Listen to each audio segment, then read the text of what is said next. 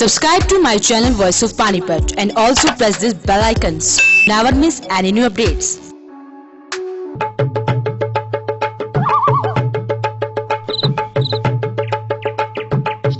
नमस्कार, कुलवंत सिंह हूँ मैं आपके साथ।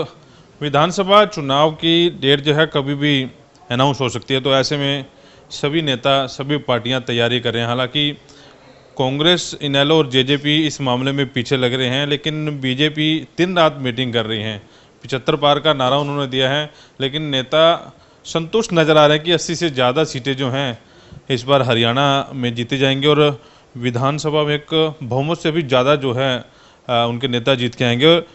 विधानसभा पर सबसे बड़ी कवरेज जो है वॉइस ऑफ पानीपत आपको दिखाने जा रहा है। और आज पहले ही इंट्रो में हम पानीपत पहुंचे हैं। पानीपत विधानसभा शहरी में जिलाध्यक्ष हैं बीजेपी के प्रमोद विज जी। इन्हीं से जब बातचीत करते हैं, क्योंकि आजकल ये चर्चा में है, काफ़ी होर्डिंग इनके शहर में लगे हुए हैं, कुछ नया लेकर आ रहे हैं, इलेक्शन लड़ने की तैयारी है। क्यों लड़ना चाह रहे हैं? क्योंकि उद्योगपति है, शहर के बड़े वेल सेटल्ड हैं, अच्छा उद्योग चल रहा है, लेकिन उसके बावजूद भी राजनीति में क्यों इंटरेस्ट लेते हैं? वे सब शुरुआत इसी बात से करूँगा। राजनीति धंधा बना रखा है, तो कई सालों से आप देखते भी आ रहे हैं। आप सेटल्ड हैं, अच्छे हैं, उद्योग अच्छे चल रहे हैं, पैसा अच्छा आ रहा है, फिर क्यों पचड़े में फंस रहे हैं? कुलवंत जी, पहले तो आपको सत श्री अकाल। ऐसा कुछ नहीं है। भारतीय जनता पार्टी में अगर आप परिवार की बैकग्राउंड देखेंगे तो पूजनीय पिताजी स्वर्गीय फतेह चंद जी विज पाकिस्तान से ही संघ परिवार से थे, और उन्होंने बंटवारे के बाद जब हिंदुस्तान में आए तो सबसे पहला चुनाव जो उन्होंने जनसंघ की टिकट पे लड़ा 1962 में। और पानीपत की जनता बहुत अच्छी तरह से जानती है, उन्होंने बहुत प्यार दिया पिताजी को, और उन्होंने पिताजी को 5 बार पानीपत से विधायक बनाया जनसंघ से। फिर जनसंघ जब भारतीय जनता पार्टी 1982 में बनी, उससे पहले जनता पार्टी में विलय हुआ, तो पिताजी लगातार 25 साल तक और 5 बार यहाँ से विधायक बने। जनता का प्यार है।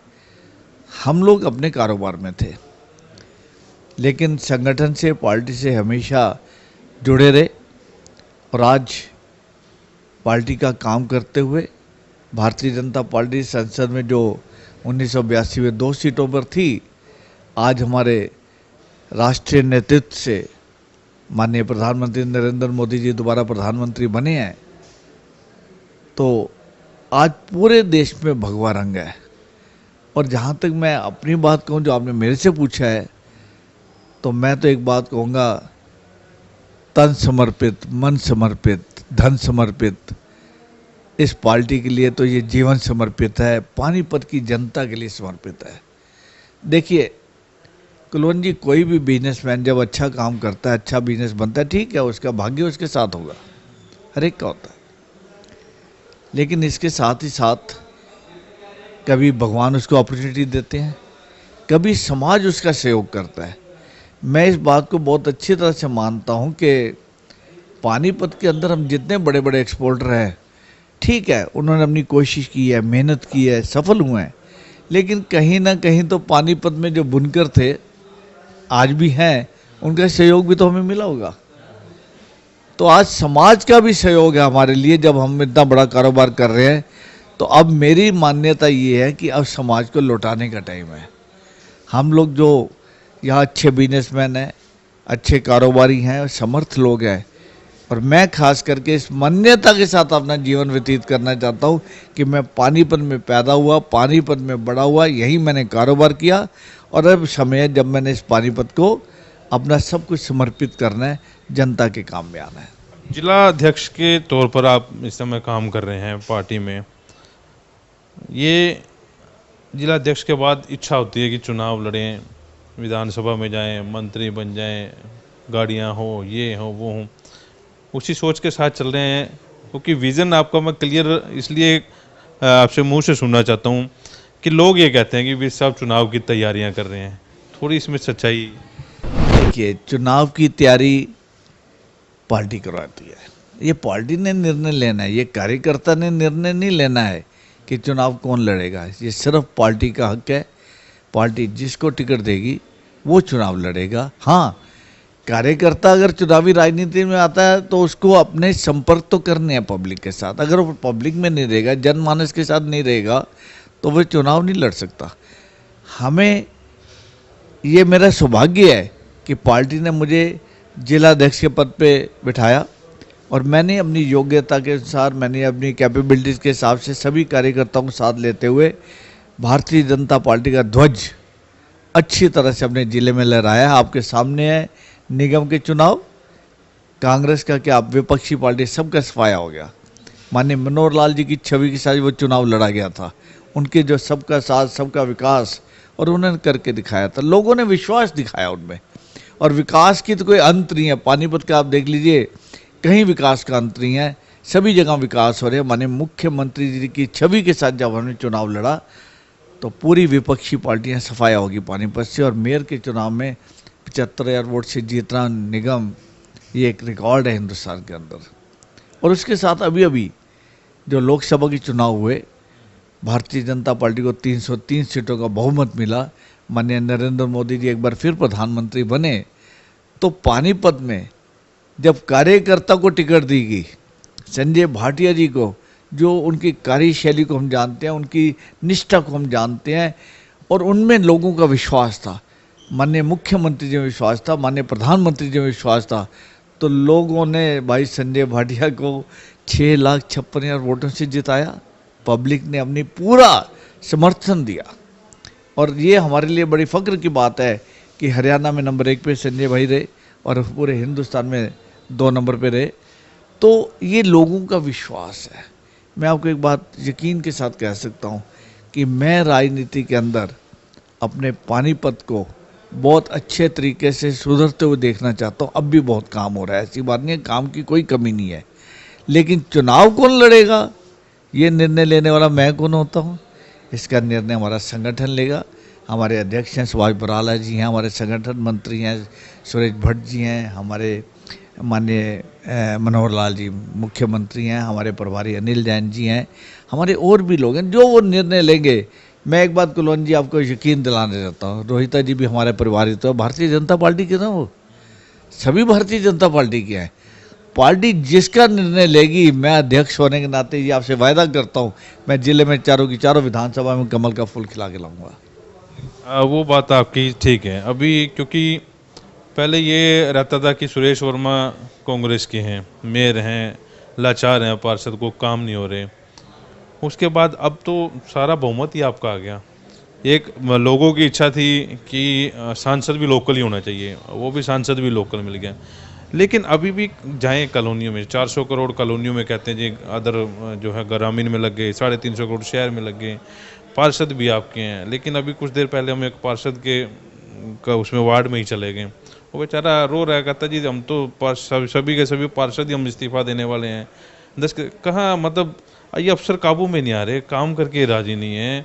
क्योंकि निगम को तो आप लोग भी देखते आए हैं, जब डागर साहब यहाँ पर बन के आए थे तब ये उम्मीद जगी थी कि शहर में कुछ और सुधार जो है, लेकिन उसके बाद भी 350 करोड़ अगर जो शहर में लग जाएं, कायदे से 1 करोड़ रुपया महीना लग जाए तो शहर वाकई स्वरूप हो जाएगा। आप बिल्कुल ठीक कह रहे हैं कुलवंत जी, समस्याएं हैं, ये मैं और मानता हूँ। सरकार ने फंड्स की अवेलेबिलिटी रखी, कोई कमी नहीं रखी, ये सिर्फ पानीपत में नहीं, पूरे 90 की 90 विधानसभा में माननीय मुख्यमंत्री ने कोई कमी नहीं रखी विकास के लिए। लेकिन उस पैसे का सही इस्तेमाल होना, ये हमारे अधिकारियों की जिम्मेवारी थी, जो उन्होंने, मैं आपसे सहमत हूँ, अच्छी तरह से नहीं निभाई।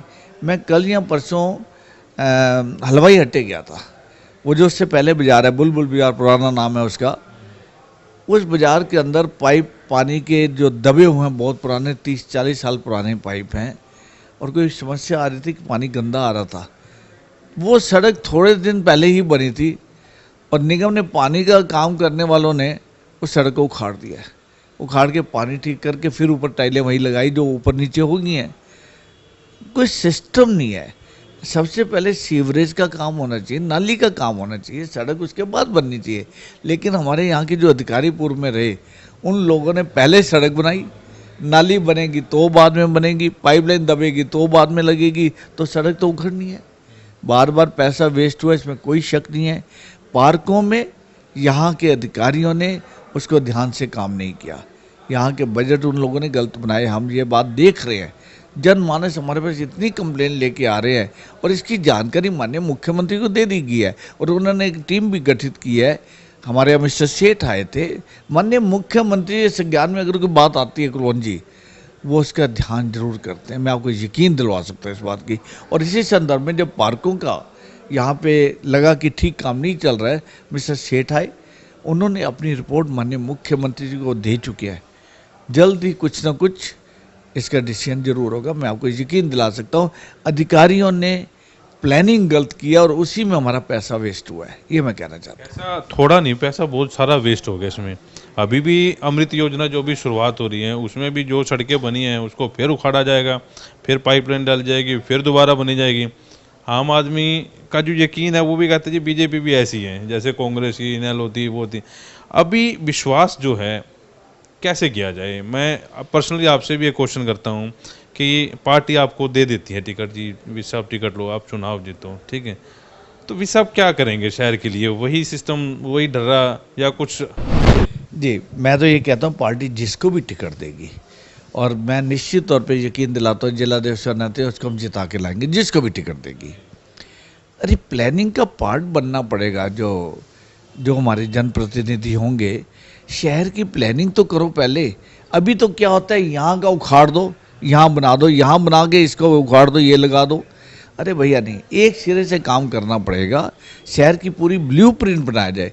जब तक ब्लूप्रिंट नहीं होगा शहर का विकास ठीक होगा ही नहीं। और जो काम पहले होना है वो पहले होना है, जो बाद में होना है वो बाद में होना है। सड़क बननी है तो बाद में बननी है, पहले वहाँ का नाला और सीवरेज डलना जरूरी है।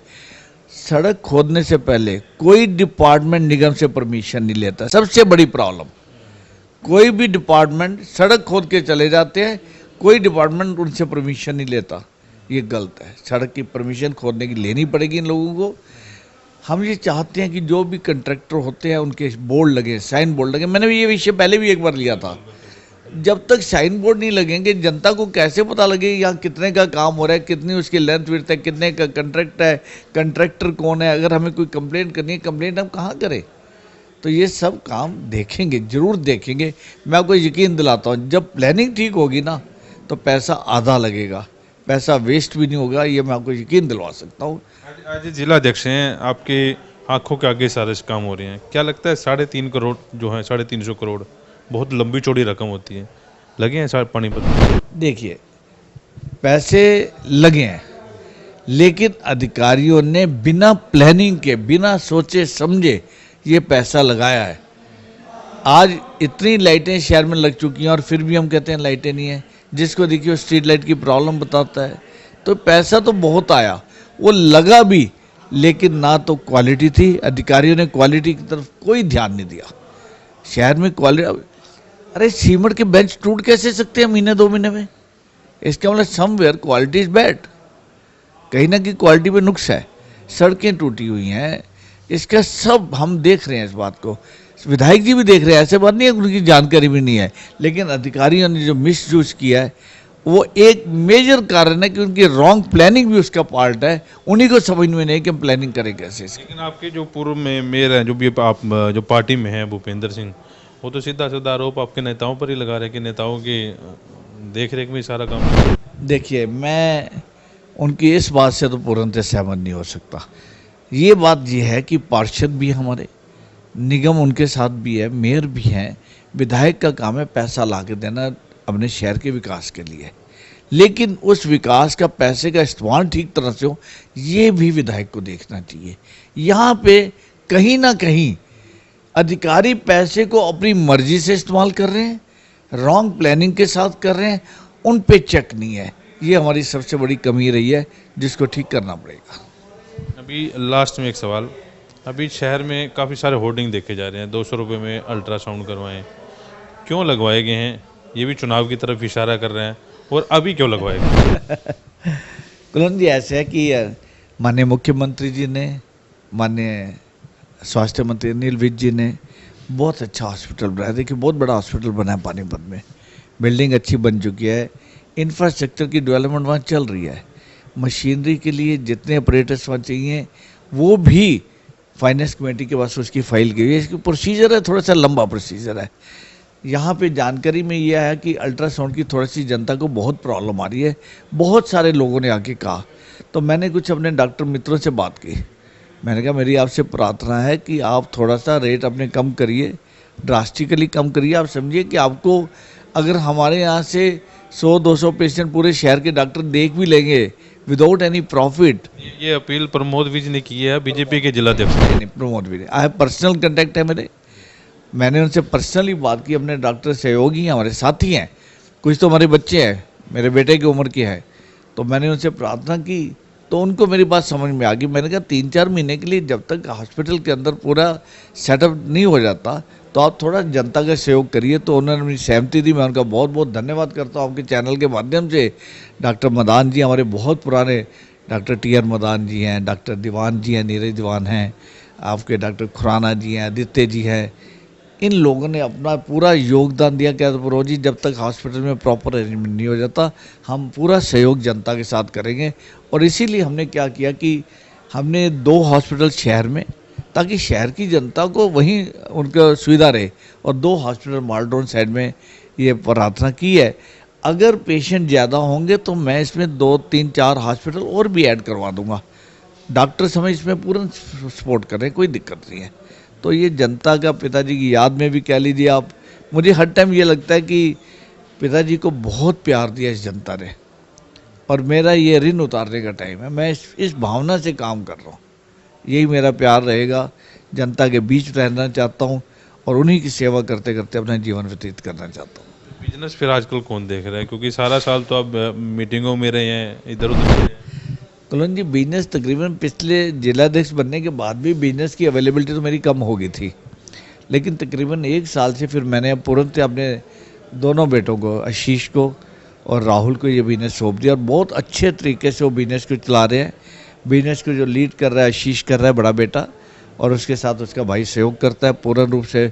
उन्होंने भी अपना बहुत अच्छा सेटअप किया हुआ है, और मेरे को, मैं उनका भी धन्यवाद करता हूँ आपके माध्यम से कि उन्होंने मुझे फ्री कर दिया कि ठीक है, आप अपने मन से जो जनता का सेवा करना चाहते हैं, पार्टी की सेवा करना चाहते हैं, करें। तो बहुत बहुत धन्यवाद है उनका। आजकल मैं पूर्ण रूप से, आप ये कह सकते हैं, आप सुबह अगर कभी आए तो मुझे लगता है कि हर रोज़ यहाँ 800-900 आदमी के लगभग ऑफिस में आते हैं। कोई छोटी समस्या, कोई बड़ी समस्या, तो सबका योगदान करते हैं सबका। प्रमोद भी जिससे थोड़ी सी गुफ्तगू की हैं, लेकिन कह रहे हैं कि पार्टी जिनको टिकट देगी चुनाव जिताएंगे। 4 इस समय दावेदार जो हैं बीजेपी के मजबूत दावेदार हैं पानीपत में। रोहिता रेवड़ी जो मौजूदा विधायक है वो भी फिर से ताल ठोक रही हैं। जिलाध्यक्ष जी से उन्होंने बातचीत करवाई, हालांकि मना कर रहे हैं चुनाव की टिकट देगी तो। गजेंद्र सलूजा पूर्व में जिलाध्यक्ष रहे हैं, और डॉक्टर अर्चना गुप्ता महिला मोर्चा की जिलाध्यक्ष हैं, वो भी चुनाव लड़ने की जो है इच्छा जता रही है। वैसे अब कुछ सवाल एक मेरा और रह गया था, आजकल वाटर कूलर वाला सिस्टम जो है गली गली में चल रहा है, उसका थोड़ा सा बताएं वो क्या सिस्टम है। और दूसरा, पानीपत की बात की जाए, मतलब साफ पानी पीने को नहीं है पानीपत में, हालांकि नाम तो पानीपत है, गंदा पानी तो मिल जाएगा। उस प्रोजेक्ट पे भी, क्योंकि जिम्मेवारी जिलाध्यक्ष की मेरे हिसाब से आपकी पार्टी में ज़्यादा है। दूसरी पार्टियों में तो मैं जिलाध्यक्षों में कई साल उन्होंने काम भी किया, लेकिन आप जितना मन लगा के इसमें काम कर रहे हैं तो लगता है कुछ। गुलवन जी, ऐसे है, पहले पानी की जो समस्या है, अभी तक पानी की जो सप्लाई है ना वो ट्यूबवेलों से है पानीपत के अंदर। इसके लिए रोहिता जी ने मुझे एक प्रोजेक्ट बना के माननीय मुख्यमंत्री जी को दिया। इसकी पूरी डिस्कशन भी हुई है, उस मीटिंग में मैं भी था पहले।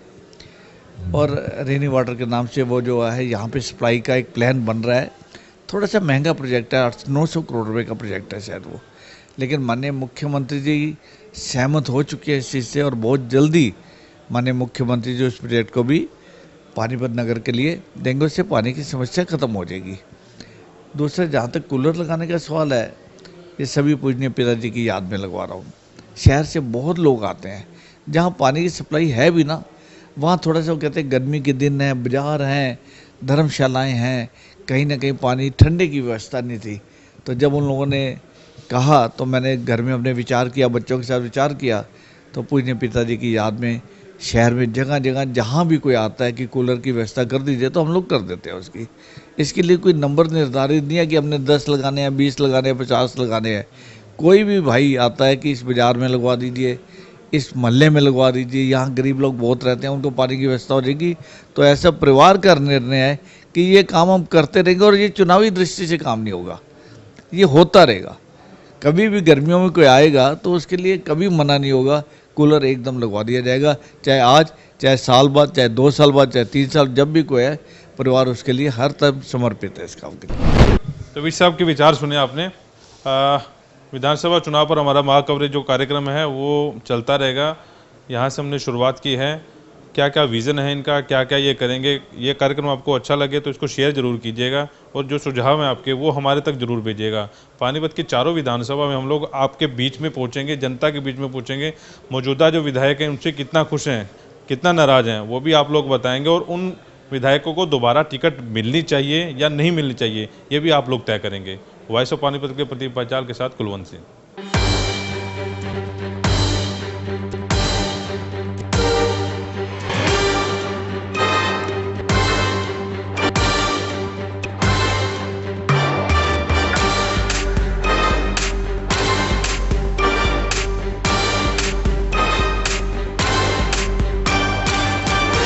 विधानसभा चुनाव में सबसे बड़ी महा कवरेज सिर्फ और सिर्फ वॉइस ऑफ पानीपत पर। पानीपत शहरी, पानीपत ग्रामीण, मालखा और इसराना से कौन होगा संभावित उम्मीदवार, कौन बैठेगा विधानसभा की कुर्सी पर, क्या मौजूदा विधायकों से जनता है खुश, चुनाव के दौरान जनता से किए वायदों को क्या पूरा किया नेताजी ने। वॉइस ऑफ पानीपत पहुंचेगा आपके बीच, जुड़े रहिए वॉइस ऑफ पानीपत के साथ।